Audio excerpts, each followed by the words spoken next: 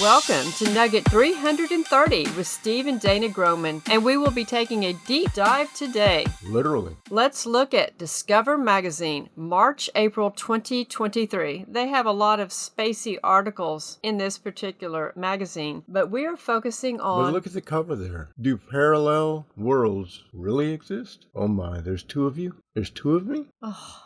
We're not even going to go there.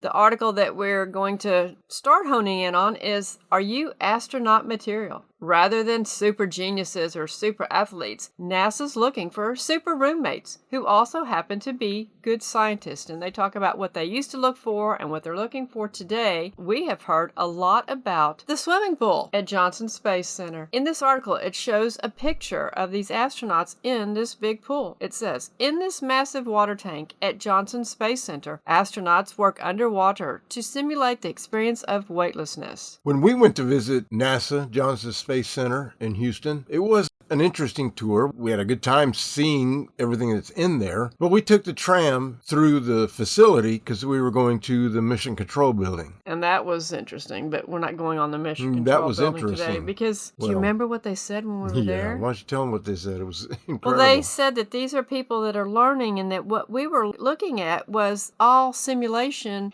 and that it was really in the next room where they were really controlling this. But the people in this room didn't know if they were actually operating it or not. It was... Right, because they said they don't know whether they're doing a simulation or that's the actual thing. Okay. That's convenient. But anyway. But after we left Mission Control and the girl on the tram tour, you know, when you go on those kinds of rides, there's always somebody on a microphone that's... Keep your arms and hands and legs in the building. Right, and no flash photography. No right.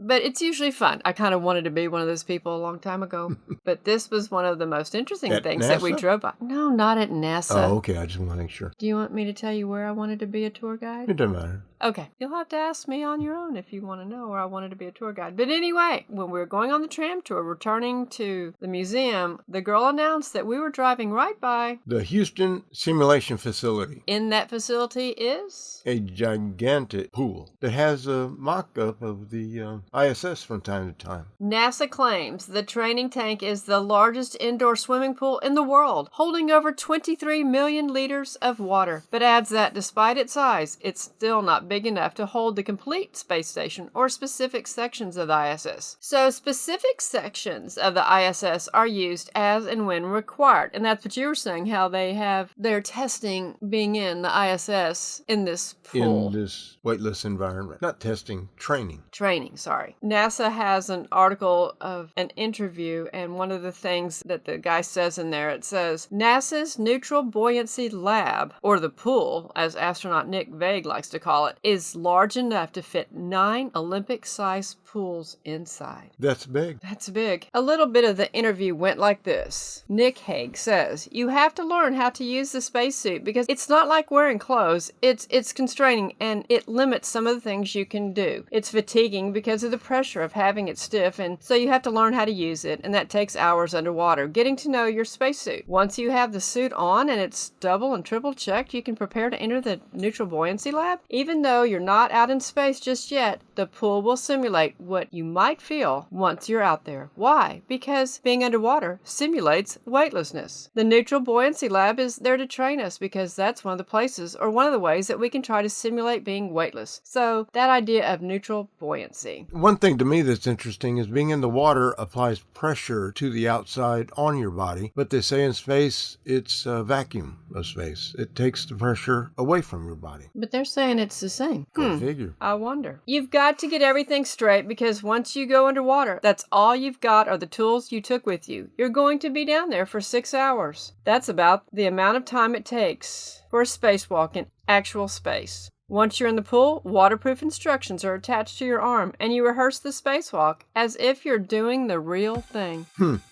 Well, I bet not too many of you knew that there was a giant pool there, and that the Artemis astronauts' first stop will be in the pool. Of course. Of course. All right, well, thank you.